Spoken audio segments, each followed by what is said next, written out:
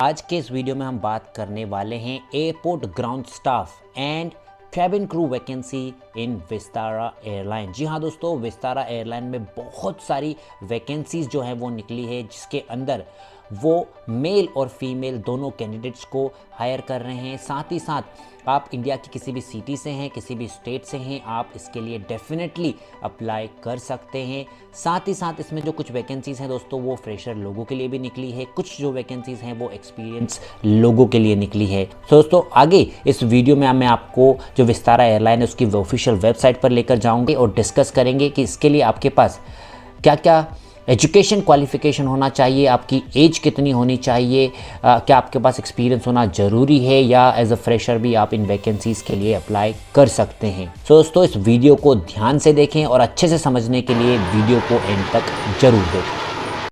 सबसे पहले दोस्तों गूगल पर हम ओपन करेंगे career in Vistara airline.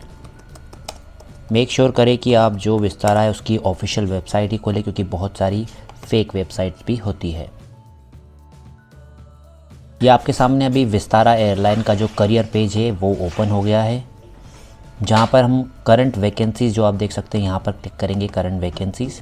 Vistara airline में दोस्तों अभी जो कैबिन क्रू है उनकी वैकेंसीज़ भी निकली हुई है।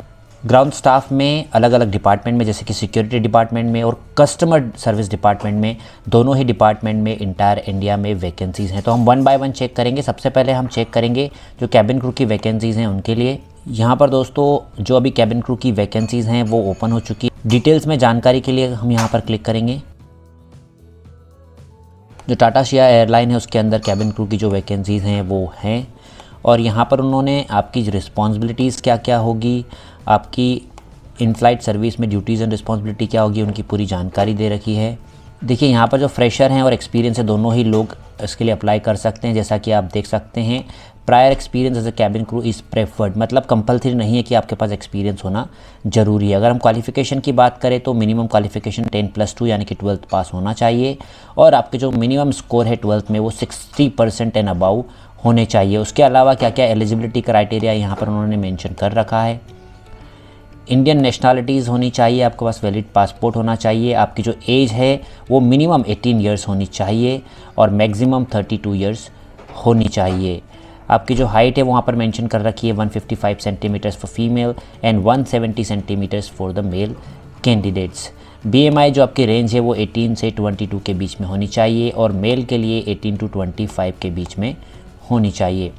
Fluency in English and Hindi is must. No visible tattoo marks on any part of the body.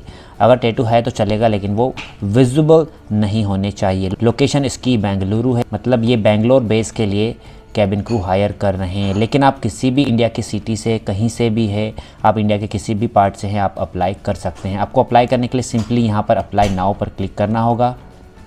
जैसे आप यहाँ पर क्लिक करेंगे एक नया विंडो ओपन होगा।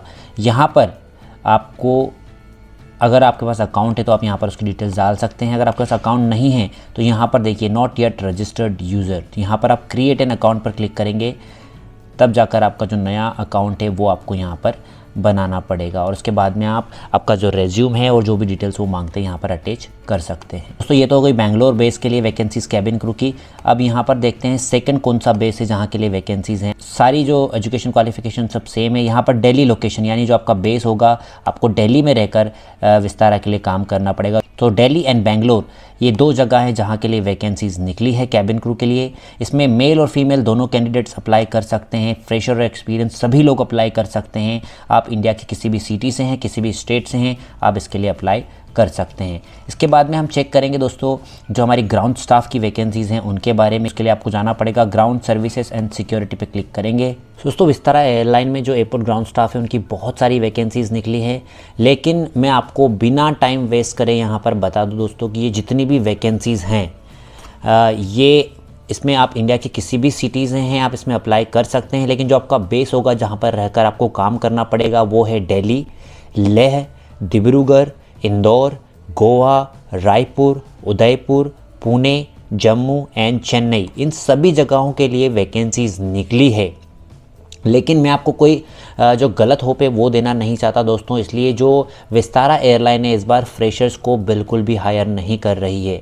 इसके लिए मिनिमम आपके पास सिक्योरिटी डिपार्टमेंट में अगर आपको ज्वाइन करना है दोस्तों, तो इसके लिए मिनिमम आपके पास जो है 2 इयर्स का एक्सपीरियंस होना चाहिए। देखिए यहाँ पर वर्क एक्सपीरियंस में उन्होंने क्लियरली मेंशन कर रखा है, minimum experience in the security department must be of 2 years. So अगर आप फ्रेशर हैं तो अनफॉर्चुनेटली आप विस्तारा एयरलाइन में अभी अप्लाई नहीं कर सकते हैं। इसका मतलब ये नहीं कि फ्रेशर्स के लिए आगे भी विस्तारा में वैकेंसी नहीं निकलेगी, डेफिनेटली निकलेगी, बट अभी करंट सिचुएशन को देखकर, कोविड-19 को देखकर इसमें कोई भी अभी जो फ्रेशर्स हैं उनको विस्तारा एयरलाइन हायर नहीं कर रही है। साथ ही साथ आपके पास जो बेसिक एवसेक होता है वो क्वालिफाइड होना ज़रूरी है। सर्टिफाइड स्क्रीनर इज़ डिज़ायरेबल, मतलब अगर है तो अच्छी बात है, लेकिन ये कंपलसरी नहीं है। लेकिन विस्तारा सिर्फ जो ग्रेजुएट लोग हैं, पोस्ट ग्रेजुएट लोग हैं, उनको ही हायर करती हैं। मतलब अगर आप 12th पास हैं तो आप विस्तारा में अप्लाई नहीं कर सकते हैं। ये सारी वैकेंसीज़ दोस्तों जो निकली हैं अभी सिर्फ और सिर्फ एक्सपीरियंस लोगों के लिए ही निकली है। सेम दोस्तों सेम रूल है अगेन अप्लाई करने का। अगर आप ऑलरेडी रजिस्टर्ड हैं तो आपको यहाँ पर अपना ईमेल एड्रेस और पासवर्ड डालना है। अगर अभी तक आप रजिस्टर्ड नहीं हुए हैं विस्तारा एयरलाइन के साथ तो क्रिएट अकाउंट पर आपको क्लिक करना है।